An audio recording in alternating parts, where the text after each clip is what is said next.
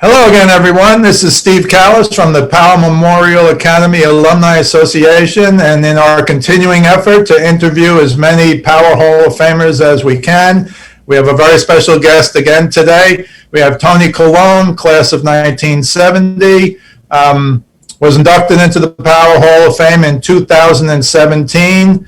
And he's got a wonderful story to tell. I'm sure you'll be interested. So, Tony, let's get right to it. First of all, where did you grow up, and how did you wind up at Powell Memorial? Well, I grew up literally right across the street. The Amsterdam houses, right across the street from Powell. I mean, literally across the street from Powell. Right. I would roll out of bed, get dressed, and walk across the street, and I was already at school. So, I didn't set out to go to Powell when I was in. I went to St. Paul's, which was around the corner from Powell, and the elementary school there. And I wanted to go to aviation high school. That's where I wanted to go because I was into planes as a kid. And but my parents were like, "Well, we got Powell Memorial right across the street.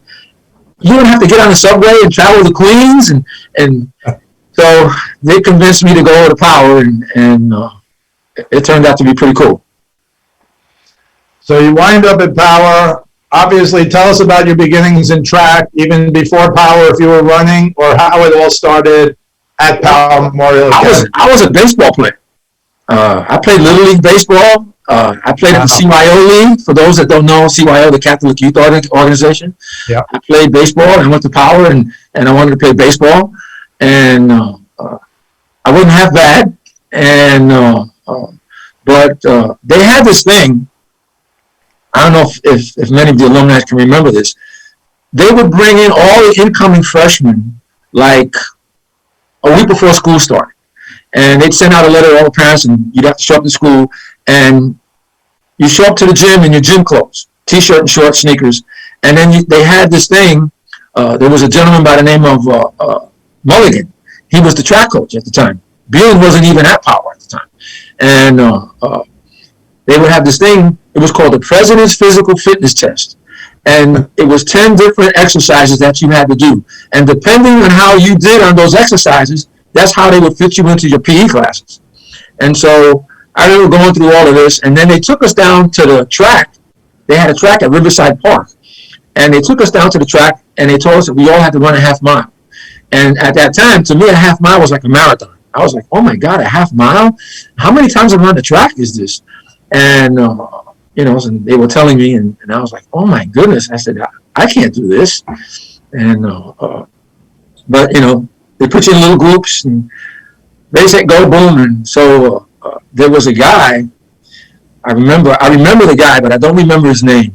He wound up not finishing at Powell, but he was talking about how he was going to win the race, how he was going to beat everybody. And I was standing there, and I was like, well, this guy's got a big mouth, and he's, how he's going to win and smoke everybody.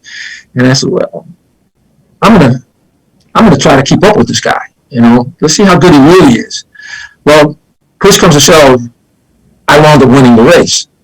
And I was exhausted at the end, and Coach Mulligan comes over, and he says, what's your name, son? And I tell him my name. And he says, you plan on playing sports, right? And I'm going, yes, sir, I want to be a baseball player. He says, no, you're not. You're going to run track. And I went, no. I want to be this baseball player. And he says, no, you're going to run track. So, back then, you didn't argue with anybody. They told you you were going to do something, you were going to do it. So I went home, and I was upset. And I told my mom what happened, and my mom says, well, you won the race, that's good. And I go, yeah, but they're telling me I have to run track, and I don't want to run track, I want to play baseball. She says, well, when your dad comes home from work, you talk to your dad. So, all day long, I was just flying. I was so angry. My dad comes home, and mom says, hey, he's in the room, and he's in a bad mood. And something about what happened at school today. My dad, school? What the heck? School? So we're going, what happened? So I told my dad. He says, yeah, I'm going to run track. I'm not going to play baseball. My dad says, don't worry about it. Don't stress. Don't worry about it. He goes, I'm going to go talk to that coach tomorrow. I said, okay. He says, I got it. Don't worry, I'll take care of it. So the next day, my dad gets up. He says, I'm going to call the school and make an appointment to talk to Coach Mulligan. He says, I'll have it all straightened out by the end of the day. Okay, great. So I went about my day. My dad comes home from work, and I'm all excited. How did his meeting go with Coach Mulligan? I said, Dad, so how'd it go? I'm going to play baseball, right? And he goes, no, you're running track. He says, no, you're running track. I'm like, what? And he goes, you're running track. And that was the beginning. And at first, I wasn't very good at first because I really didn't want to do it. I wanted to play baseball. And so I would miss a lot of practices, and it wasn't until Beelan got there. And Beelan took me and my dad off to the side one day, called my dad up, and he said, this kid has a lot of ability, and he can get a full scholarship to a college. And my dad, that's all my dad needed to hear. You mean a scholarship where he doesn't have to pay for anything and everything is free? And Coach Beelan says, yeah, he's got that ability. But he's got to work hard. He's got to come to practice, and he's got to really want to do it. And that's all my dad needed to hear: free college, free college, free college. And so my dad says to me, he says, you're going to start going to practice, and by that time I had made friends on the track team. So going to practice wasn't so hard. But then, because of going to practice all the time, I was getting better and better, and I saw that I was getting better and better and better. And my junior year, Powell was like, this kind of a pun, I guess, in a way. Powell was the power of track back in the 60s and early 70s. And we would go to track meets, and people would see us and they go, oh, Powell's here. Like, okay, we lost. They got all the fast runners. And same with basketball. Basketball, people will go, we got Power and basketball on our schedule. We're going to get whipped. And so it was that mystique that we had, and I didn't want to mess that up. And at the beginning of my junior year, Brother Beelan said, okay, because we had a really good, one of the relays that we had was a 2-mile relay. And for years, was always Powers at the best 2-mile relay, not even in the Catholic high schools, in the whole country. And so he said to me, you're going to be on that relay team. And I go, wait a minute, I'm only a junior. And he says, yeah, but I'm putting you on that team. And he goes, you'll be with the two Lovett brothers and Andy Walsh. He goes, you're going to be on that team. And so I said, oh, I can't. Now I really got to, practice hard and do what I'm supposed to do, because I don't want to mess this up. I don't want to be the young guy that comes and messes it up. So it worked out really great because, Andy, John, and Pete, they kind of took me under their wing and showed me how to do things and how to practice and what to do and what not to do and when to show up and how to warm up. And we went undefeated that year. And obviously the culmination of that was the record that we set at the Penn Relays, which the crazy thing about it was we just wanted to win. That's all. When we found out we broke the record, we were like, oh, okay, we broke the record. We won. That was the big deal. And it wasn't until years passed by that, I guess we were just immature high school kids. We just didn't know. And years passed by, and all of a sudden people started recognizing us for the record. Not for that we won, it was for the record. And so it turned out to be we're not even worried about us breaking a record, not even caring about it. It turned out to be a blessing because it validated everything we did that year. So, yeah. So you set the record, and it stood for 31 years.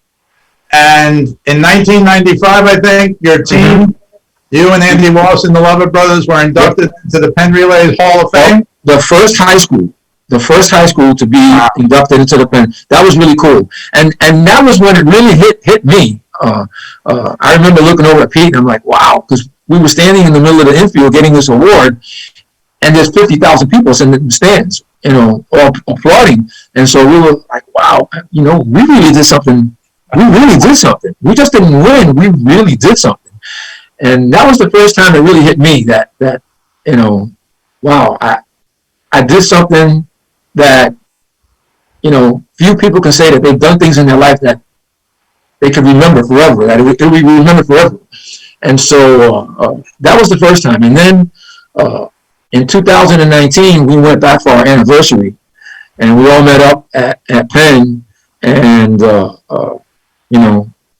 that was really cool. We stood there, we went to the wall, we took our picture in front of the plaque, and it was really cool. The first day we were there, we were sitting in the stands, and John, Andy, Pete, and myself, we were sitting in the stands watching the track meet, and Pete gets up and says, "Hey, anybody want some? I'm going to go get some sodas. Anybody want any?" And we're like, "Yeah, sure." And he goes, "Well, I'm going to get some sodas and hot dogs. You always said, yeah, sure." So he goes off, and next thing, about 5-10 minutes later, we hear, "Hey, help, help, help." So I'm like, what the heck? And turn around, and it's Pete. He's got all this stuff that he can't carry.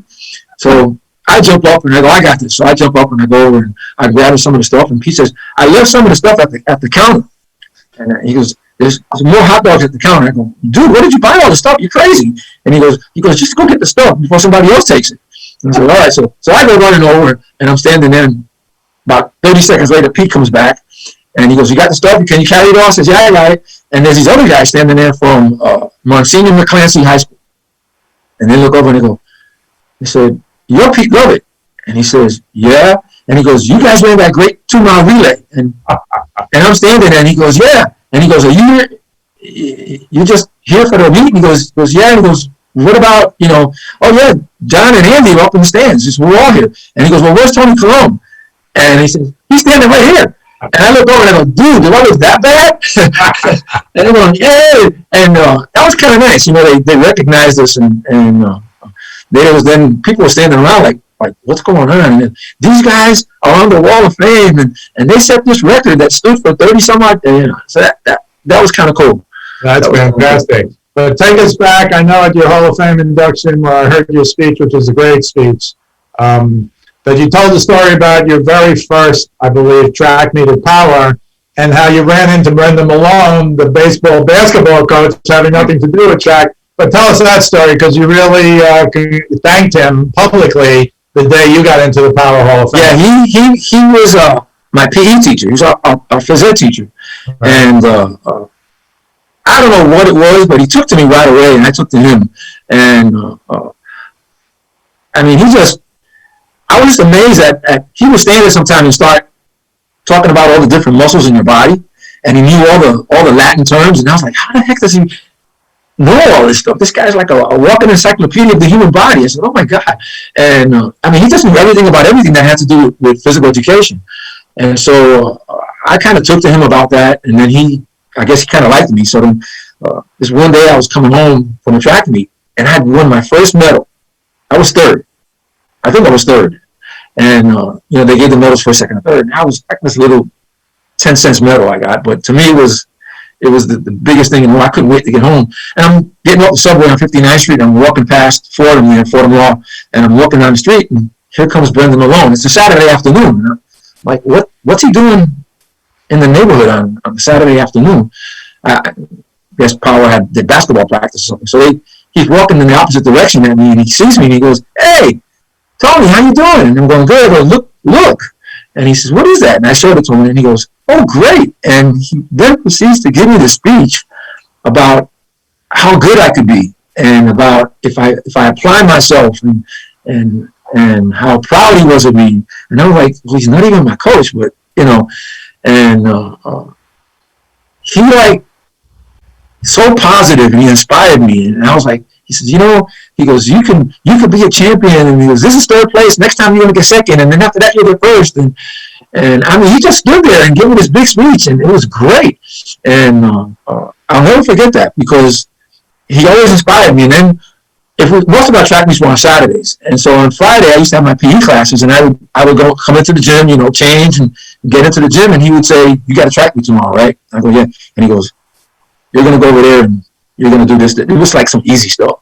And I would go, "But what about and he goes, "Don't worry about it." He goes, "You need to save yourself for tomorrow." So I basically had two coaches. I had Brother Beelan, and then I had Brendan Malone.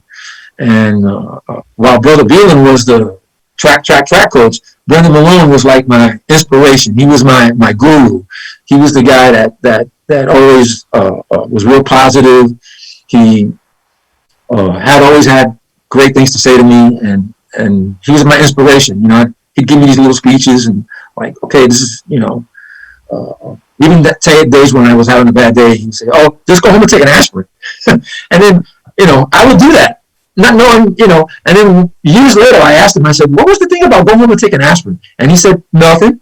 And he goes, "Well," "Did you feel better after you took the aspirin?" I go, "Well, I guess." And he goes, "It really didn't do anything. It was just, he knew psychology, how to work on people. I guess that's the right way to put it." So, and in fact, matter of fact, as I've gotten older, and then my students in school, they go, "Oh, I'm having a bad day. Go take an aspirin." Go take an aspirin. And they're like, look at me, why? I go, "Go take an aspirin. You'll feel better."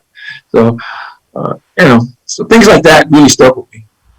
So you decide, I assume you were recruited by a number of schools, but you decide to go to Manhattan College, which of course is at the end of the one train. So you probably had to take a train to college. I had to take the train, yeah. But luckily, luckily I had room and board, so I could live on campus. But Manhattan wasn't. I was thinking big. I was thinking, Notre Dame and UCLA. I was thinking all the big schools, and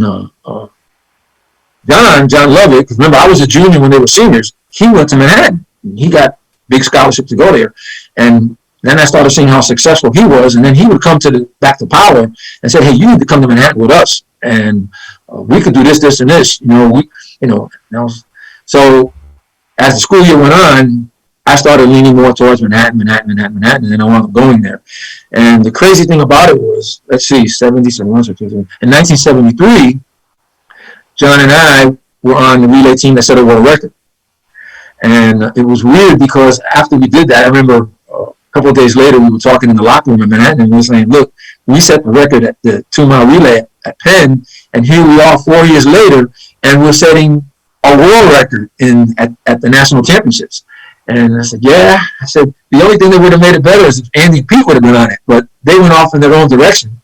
So, that was kind of cool. Those are things that I could share with John, over the years. So this was in the NCAA indoor track distance medley race. Yeah, and we knew we were going to win. There was no question in our mind we were going to win, and but we weren't thinking about the record. We just, we're going to go and we're going to win. And so that Friday, they had the qualifying rounds, so we had to run on Friday. And I remember getting the baton in like second place, but I was like really close to first place guy. And I just ran with the guy, and then the last lap I just took off and left and won the race.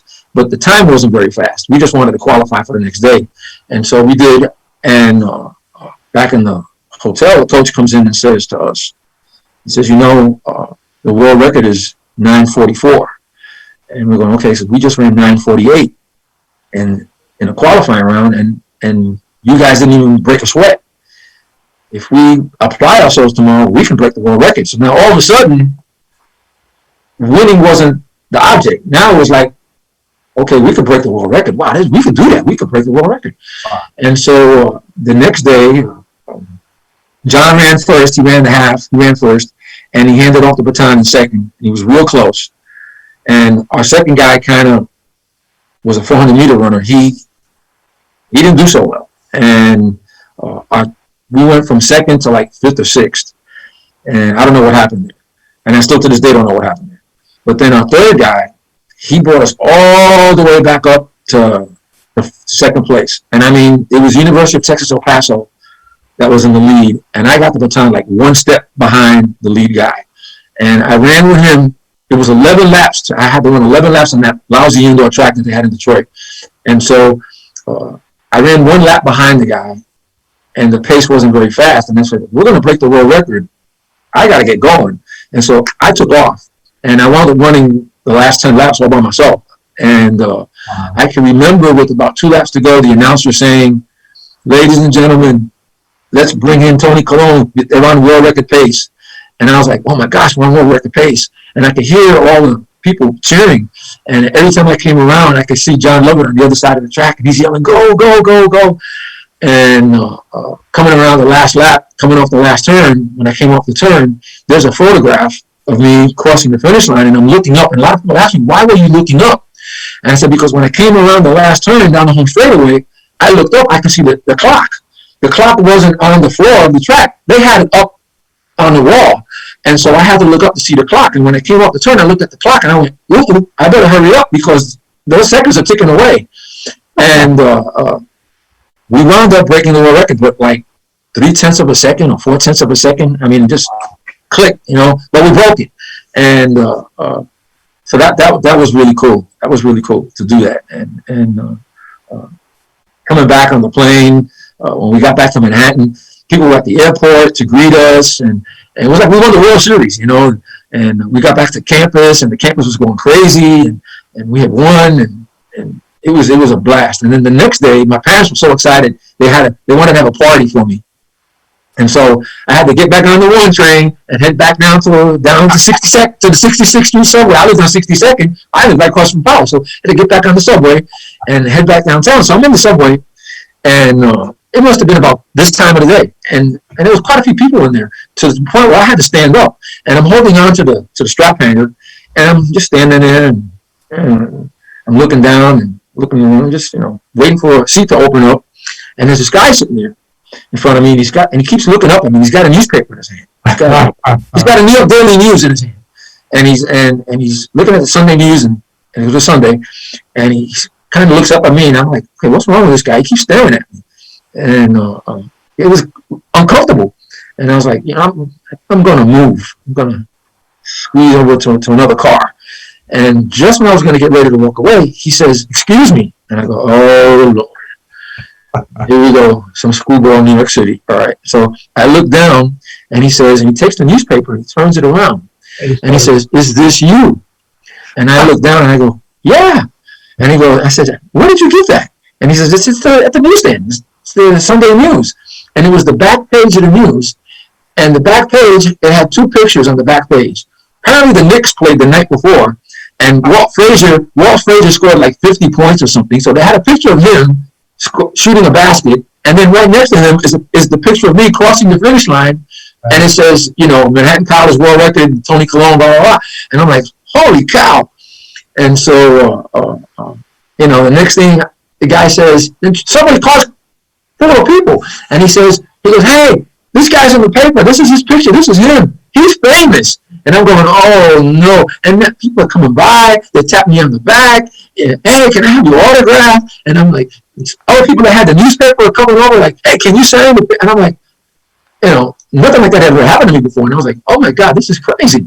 And the whole way down, and then, here I am standing, and then some guy comes, "Hey, you can sit over here, give me a seat." I'm like, "No, that's okay. You're a champion, Manhattan College." Oh my God! So that was wild. That was really wild. Wow. The whole way down on the train. When I got off the train and went home, I was telling my parents, I was like, "You never guessed, though. I had the craziest subway ride in the world." My dad's like, "What are you talking about?" And I had to tell him what happened.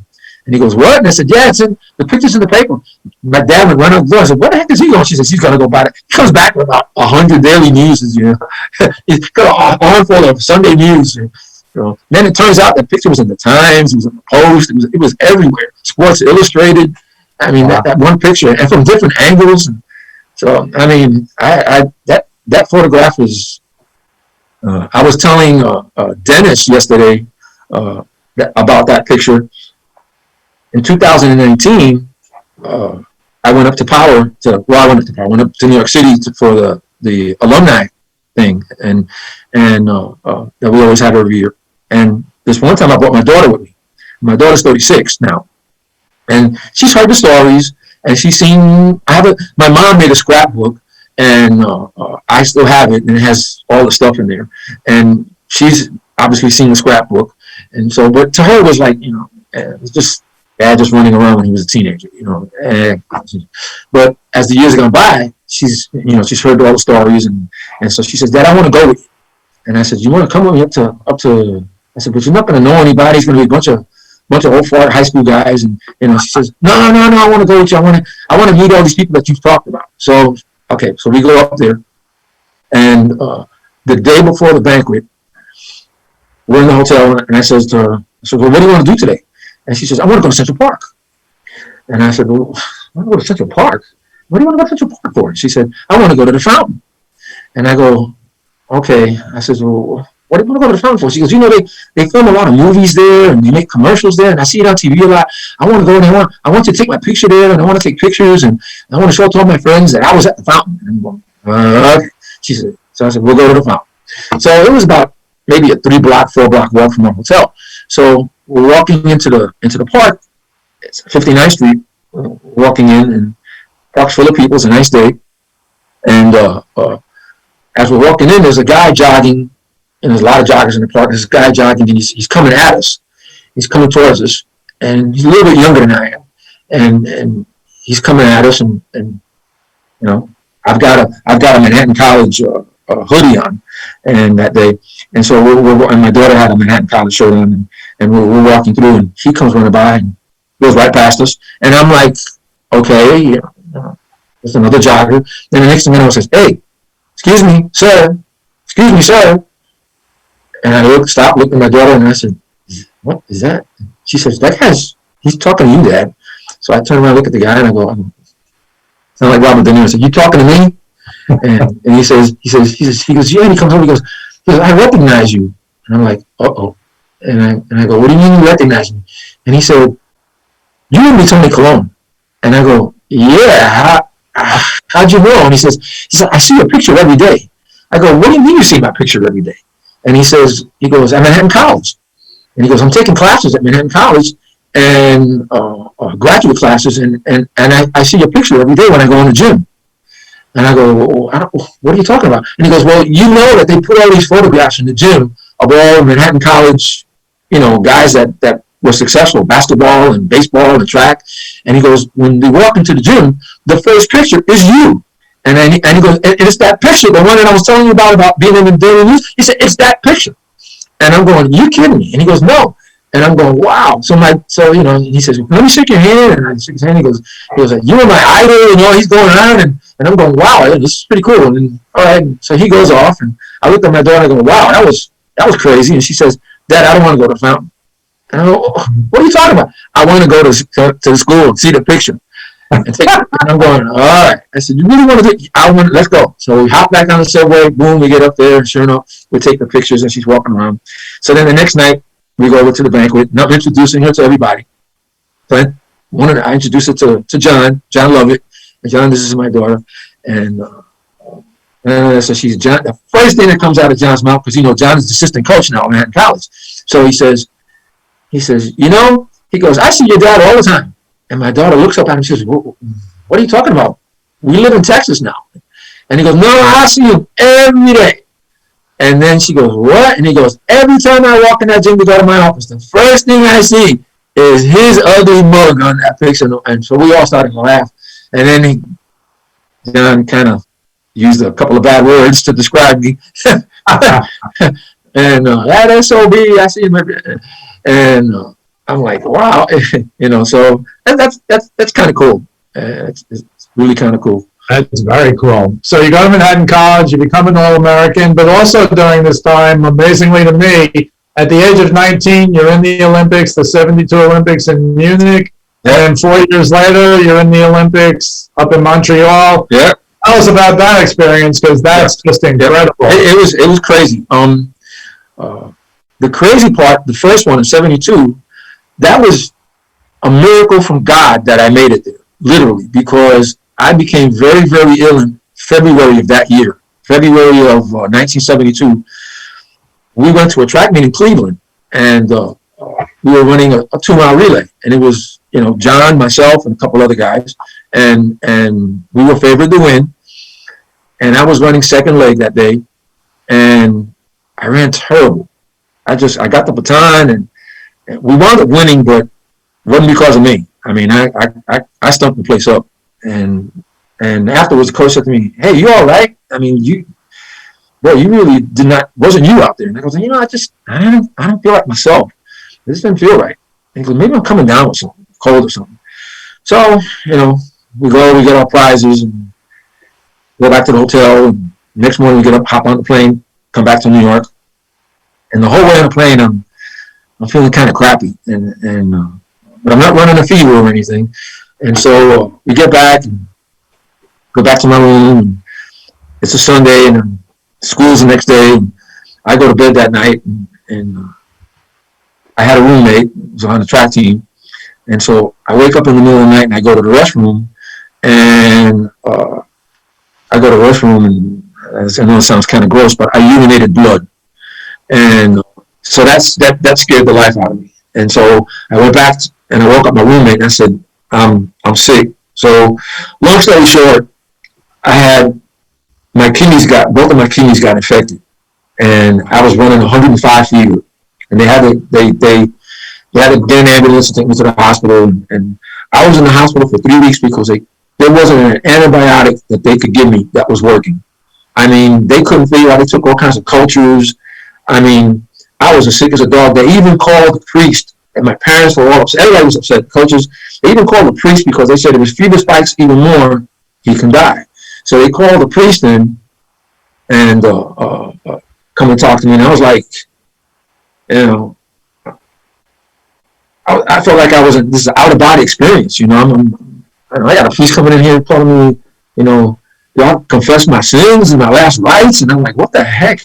And, you know, luckily I recovered. They found the right cocktail, I guess, to give me, and I recovered. But I lost a lot of weight, and I missed all the school time. So I wound up missing the rest of the year, and they redshirted me for that year. But it was an Olympic year. So, and the doctors told me I wasn't allowed to do any physical activity. And I mean, I look like when you watch those commercials on TV, when they have those little commercials about, you know, to donate money to the kids that are starving, I look like a starving kid. And I was just skin and bones. And when I got home, you know, my mom, being a typical Puerto Rican mom, she was like, you know, I'm going to fatten you up, and you're going to eat all this. And I wasn't allowed to do any physical. They told me, you know, I had to go every week and get tested. And so finally, now we're in the middle of April, and the doctor said, I asked the doctor, when can I start running again? And the doctor says, okay, you can start running, but don't go crazy. You know, just go out on a couple of miles. And so I lived from where my parents lived across from Power to the park was about a mile. So I remember the first day I put on my running stuff. I got up that morning. I remember my mom asked me, where are you going? I said, doctor said I can go out. And my mom was all upset. I don't want you going out there. Something bad's going to happen to you. And I said, no, I'm okay. I'm fine. I remember running from the apartment to the entrance of the park on 66th Street. And when I got there, I had to stop because I felt like I was so out of breath. I was so far out of shape. And I walked back home. And I said, okay. And my dad said to me, well, that was quick. And I told him, I'm wiped out. And he said, well, you ran from here to the park, right? He said, and he goes, tomorrow you run from here to the park, and you get in the park and you run a couple more steps. And every day I kept adding a little bit more, a little bit more, a little more. By the end of the month, by a month later, now we're in the middle of May, I was able to go in the park and run an entire 6-mile loop around the park and come back. So I was running 8 miles a day now. Wasn't very fast, but I was running. And one thing led to the other. And by the end of the month, by the end of the May, I was pretty fit. I'm running 8 miles a day. I was pretty fit. So I went to Coach Beelan, and I said, you know, what do you think? And he says, I want you to run this race. They're having a 2-mile race at Randall's Island, and it's for anybody. They used to call these things, they called them development track meets, and it was for people that were out of high school that weren't good enough to get college scholarships, and this was an opportunity for colleges to see them and maybe get a college scholarship. And so I went and I ran, and I was second. And I was upset that I was second, but Beelan was like, hey, you got second. That was pretty good considering everything you've been through. And he goes, now I know what shape you're in. He goes, you're going to come and I'm going to train you. All right.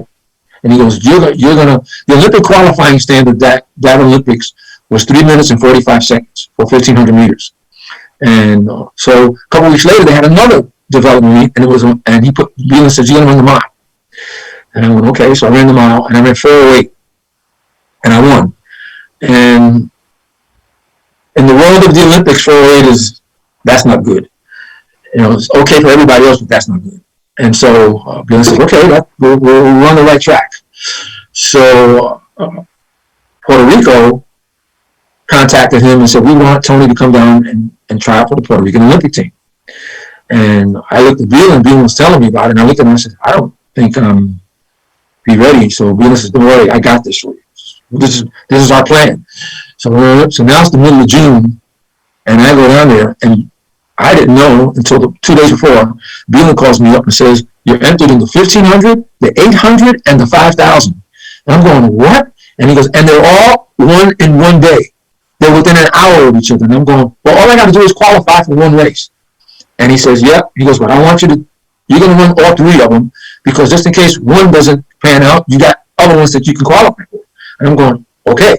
So I get down there, and the first race is the 1,500. It's at 7 o'clock in the evening. I run the 1,500. I win it.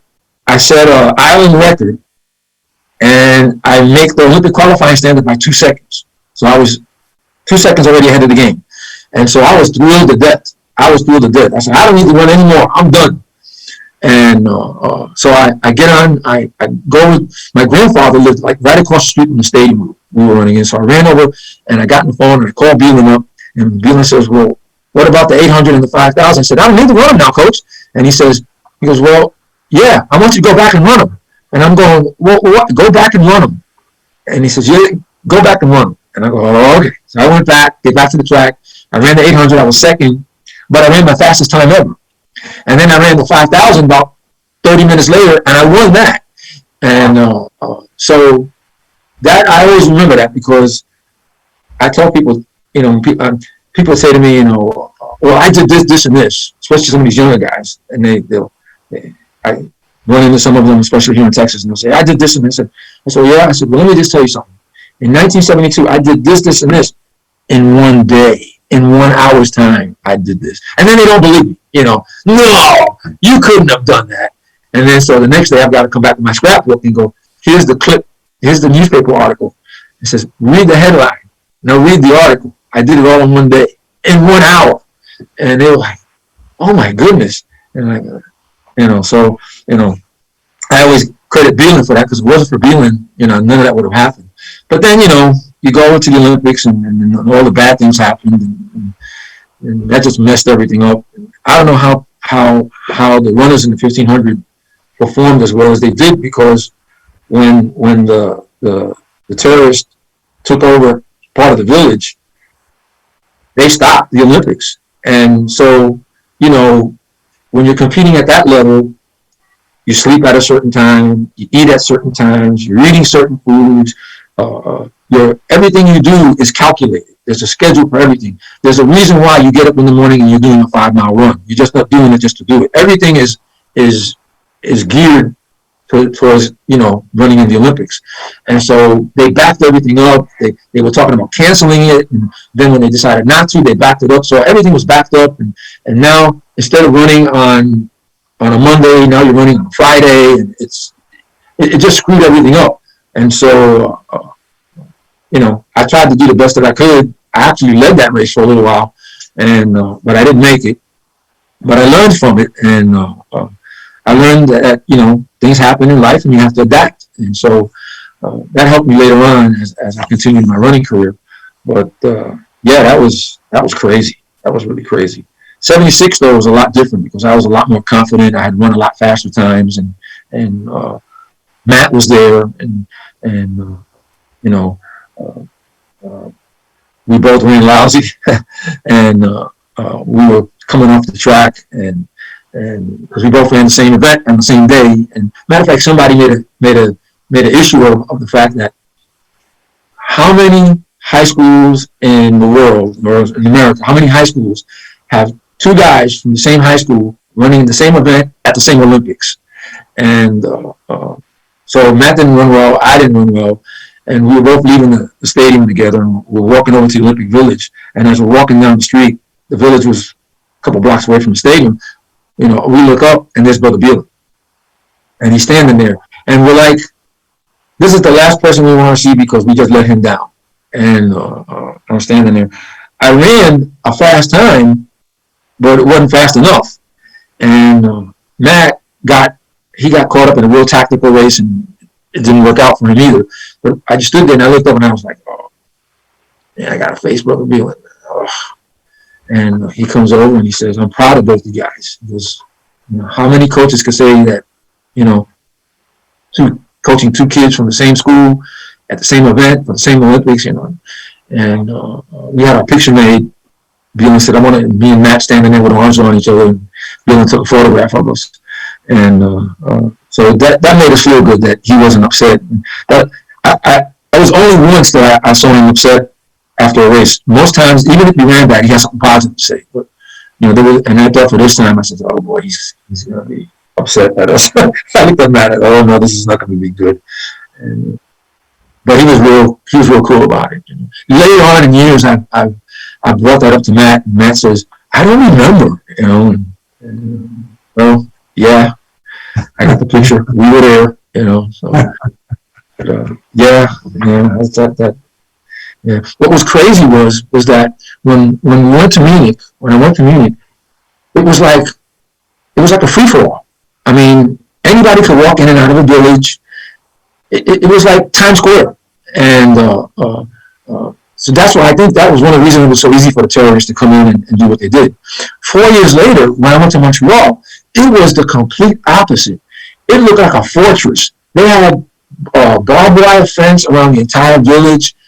Guys walking around with submachine guns. You had to have all these different ID with a photograph on it. All these credentials you had to get in. You weren't allowed to go in and out of the village unless there was something special going on. You were only allowed one guest to come in. And I remember my parents and my brother came up to see me, but I was only allowed to let one of them in. And I didn't, how do I pick here, And I remember my mom was like, no, you're your father, yes, your dad, your father. So I remember, but it was an act of God to get him to come in. He took his picture. And, I mean, it was like, I remember we were standing in, they had like an RV, and you went in the RV and they did all these different things. And I remember standing with my dad, and my dad looked over and he goes, am I going to take a polygraph test too? And he was just kidding around. And I'm like, don't be too surprised. I mean, they don't want what happened in '72. They don't want to happen to happen here. So they're so it was a completely different experience. So it got to where I didn't even want to leave the village, And I remember, I'd like to go to downtown Montreal and see all that, and it's beautiful. Everybody tells me I never got to see anything. I said it's just too much of a hassle to leave and come back in. They put you through the ringer. So I said, no, forget it. I'm just going to stay here. And it was my day to run. They had a tunnel just to keep me from going outside. They had a tunnel that connected the village to the track. So you would go through the tunnel, and when you came out the other side, you were at the stadium. So just to keep you, that's how into safety they were. I guess that was a good thing, considering what happened. So, but yeah, that was wild. I wasn't used to seeing all that. So, yeah, it was an experience. It was fun. So you're a 2-time Olympian. You're an All-American at Manhattan. You get your degree in physical therapy, and then you decide to go into that field. Tell us about life after Manhattan and after the Olympics. Yeah, I got this thing called plantar fasciitis, which is a ligament on the bottom of your foot, and runners, anybody that does, basketball players get it, even some baseball players get it. It's ruined some careers. And so I came up with this thing when I was running a lot of miles, and I came up with it, and it knocked me out for a while. And so because I started thinking about the 1980 Olympics, I was only 24 at the 76 Olympics, and I said, I'll be 28. I'm still young. I could go to the 80 Olympics. And so my mind was already starting to think about that. And then I came up with this injury. And so I remember I was at a family reunion party in New Jersey, and one of my uncle's houses. And I was sitting there, and I was kind of down in the dumps. And my dad came over. Oh, I was watching a track meet. They had a track meet on the TV, and I was watching, and I was seeing all these guys that I could just mop the floor with, and they're all running well. And I'm sitting there, like, and I'm sitting here watching this when I should be there, And my dad comes over and sits down, and he says, you're depressed. And I'm going, yeah, so this really sucks. And he says, you need to get back on the horse. He says, when that clears up, you need to get back at it. And I was at that point, I was like, well, I'm taking physical therapy classes, and I'm going to be a physical therapist. Help runners that, my thing was at that point was I'm going to just hang it up, give up this 80 Olympic dream. And my dad says to me, he goes, he says, the worst thing for a man is to be old, sitting in a rocking chair with a cigarette in one hand and a beer in the other hand. That's what my dad thought. And he said, and watching TV and looking at something like what you're watching now and saying, I could have done that. He goes, that's the worst feeling in the world. Because you don't ever want to feel that. You don't want to sit there and saying, I could have done that. You want to be able to sit there with your cigarette and your beer and say, I did that. And I look over at him and I said, he's got a point. And so I always remember that. When I healed up, I went back to running again. But at the same time, I was still taking classes to be a physical therapist. And so I did that, took the test, passed the test, and got a job working in the city. And then this opportunity came up, and I moved to Texas, and I was working at the Cooper Center for a while. And then I was working for a private doctor. And then and everything was going good. My running was good and everything. And then the boycott came in 80. And so I couldn't compete for the Puerto Rican team because they joined the U.S. boycott. I couldn't compete for the American team because they boycotted. I couldn't compete for anybody. So all this training stuff went right out the window. And so I just decided, okay, that's it, and got married, and had kids, and my daughter was in high school, and she's a freshman in high school, and she comes home one day, and she's all pissed off. She comes walking in, and she's wiping it. I'm like, what the heck? She says, hands me this paper. She failed the Spanish test. And I'm looking at her, what? You failed the Spanish test? This Spanish teacher doesn't know what it is. And I go, okay. If you're going to blame the teacher now, it's not the teacher. Yeah. She says, this is what, and I said, well, tell me what the teacher does. So I'm going on. I'm thinking, I'm sitting there going, okay. And I said, well, what's this teacher's name? So she tells me the teacher's name. Okay. So I show up to school the next day. I want to talk to the principal. So I go and talk to the principal. And, what's going on in the Spanish class? And I said, my daughter's complaining about this, and this, and this. And a couple of her girlfriends, she said if I didn't believe it, I'd talk to her girlfriends. So the principal looks at me and says, well, if you could do a better job, he says, why don't you become a Spanish teacher? So that's not the attitude. That's not what I wanted to hear, and that wasn't the attitude to have as a principal. So I walked out of the meeting, went home, and I told my wife, and my wife looked at me, she says, why don't you become a Spanish teacher? She says, you can do that. And I'm looking at him saying, you know what? I'm going to be the Spanish teacher. So I went online, and I looked up all the stuff, all the requirements. I took the test, passed the test, went back, and I said, I got my certification. I want to be a Spanish teacher. The principal looked at me and said, well, we don't have any positions open. I said, oh, I want that guy's job. She said, no, we can't do that. So but I can refer you to somebody down at the district in HR. So I said, okay. The next thing you know, boom, boom, they put me at Lakeview Centennial High School, and I've been a Spanish teacher there for 20 years. So, wow. And I never have a complaint. So, I never get any students that saying it's the teacher's fault. So, yeah, so that's where it is. But the interesting thing is that the school that I teach in is, and I was telling this to Dennis yesterday, the school that I teach in is because I know Dennis is a teacher, and he was talking to me about how at his school that, if a kid gets a 70 and barely passes, the parents get all upset. Like, why didn't my kid get a 90? The school I teach at, if a kid gets a 70, they throw a ticker tape parade. So it's two different worlds. But the principal always says, I go and I say, I'm 69 years old, and I'm thinking about retirement. And they go, no, you're perfect for this school. You're perfect for these kids. We wish we had more people from New York, because you guys know, you're street smart, you guys know. And so the advantages of growing up in New York City, going to Power and sneaking out at lunchtime and knowing how to get back without getting caught. So Although I got brother Bakley caught me one time, and Oh boy. I thought it was, I thought it was easy. I had it right across the street. I could run out, sneak out, and they wouldn't know the difference. And I was getting away with it. And then Bakley caught me one day. I come walking in, and he's standing there, his arm crossed, looking at me. And I'm going, oh crap! And he goes, go see Brother Boyle. And I'm going, oh, I'm dead, And then on top of that, I get disciplined by Brother Boyle, and then later on in the day, I get disciplined by Beelan.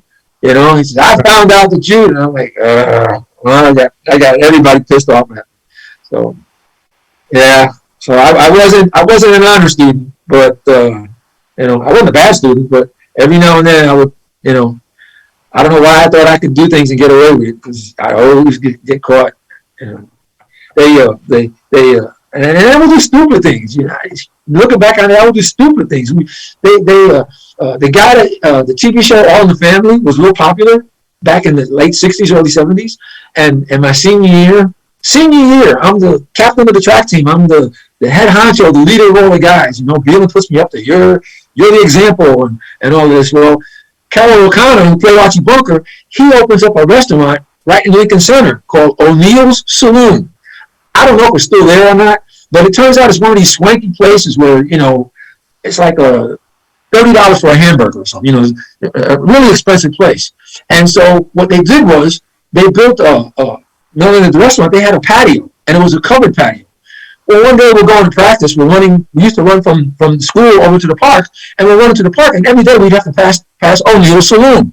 And we see people sitting out there, and so we used to make fun. The guys were like, look at all those rich people sitting there, eating their fancy food and drinking those fancy wines. They think they're better than everybody else. And here we are with T-shirts that said Power on them. We had the yellow shirts that said Power in purple across the front. We go to practice in them. And so there's one day, me and a couple other guys, we decide that we're going to moon them. And we do it. We put our butts up against the window and moon the patrons in the restaurant. But we're so stupid, thinking we're not going to get caught. Yeah, our shirt say Power and Royal across the front of it. Well, lo and behold, the next day they're calling us into the office. And, okay, which one of you guys was the ones that mooned the patrons at the restaurant? I'm like, how did they know that? Dummies who says Power and Royal across the shirt. We got in trouble for that. We had I remember I got 5 days of jug and all kinds of stuff. And Beelan was pissed off. He was so mad that we had a track meet that weekend. He told me I couldn't run. And that was the only time. He was so angry at me. He said, I'm suspending you. You can't run. You can't run for this weekend. And I was like, what? And he said, you can't run. But, no, you can't run. But what? You're not going to run. And if we lose this relay because you screwed up, he goes, I'm going to suspend you another week. And I was like, oh, God, please don't lose the relay. I don't want to be suspended for 2 weeks. And they didn't lose, but they didn't run. They didn't win either. They just barely won. And but I was like, I'm never going to do something stupid like that again. But immature high school kids. Hey. So look, these have been some great stories, Tony. We're coming to the end, of course, now. Any final thoughts on power or life, family, friends, anybody else you want to mention? Because this is fantastic stuff. Well, over the years, Andy, John, Pete, and I, because of what we did their senior and my junior year, what we did in 1969, right. Undefeated, all kinds of records, everything that we did that year, winning the Triple Crown. We won the Triple Crown. And for those of the people that don't know that, back then they had 3 track meets in a row. You had the Queens track meet, the Penn Relays, and the New York Relays. And if you won the same event in all three, you won the Triple Crown. And it was a big deal. The Daily News sponsored it. You won a big giant, a huge plaque. It looked like a giant screen TV. It was huge. And the school, they presented to the school. And it was difficult because back in the late 60s and early 70s, the metropolitan area, the tri-state area, New York, New Jersey, Connecticut, we had the best runners in the whole country. You couldn't go to a track meet. It was unbelievable. If you picked up a magazine and looked like, okay, for the mile run, the top 10 mile runners in the country, they all came from New York, New Jersey, Connecticut. The best half milers, New York, New Jersey, Connecticut. The relays, we dominated everything. And it was just crazy how, for that period of time, from like 66 to 71, that area of the country was just, like here in Texas, they're sprint crazy, 100 and the 200 meters. But up there, the distance races and the middle distance races, they dominated. And so when we did that in 69, not only did we have that record, we had that Triple Crown thing and undefeated, nobody beat us, we won everything. Even we even won races, our 2-mile relay team, there were times when Beeman would take the Lovett brothers off and let them run other events and leave Andy and I, and he would put 2 other guys on there, John Jakovich and Ray Ordain and whoever he decided. We'd have 4 or 5 other guys that fit right in, and we'd still win. And so, that's how good we were at Power. But the 4 of us, there was that bond that we had, even when we went our separate ways. And John and I went to Manhattan College together, but Pete went off to Kentucky, and Andy went to Florida. And years later, we all kept in contact, and there was always that bond. And just recently, we lost Pete, and that was really hard. That was hard. And I remember the phone call when Andy called me and told me what happened and Pete had passed.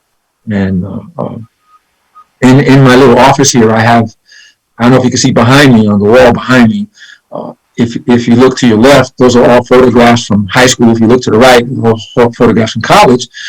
But there's a photograph. I showed it to Dennis yesterday. You can't see it from this angle, but there's a photograph on the wall of the 4 of us when we won at Penn with Brother Beelan. And then right next to it, there's when you go to Penn, they give you a program.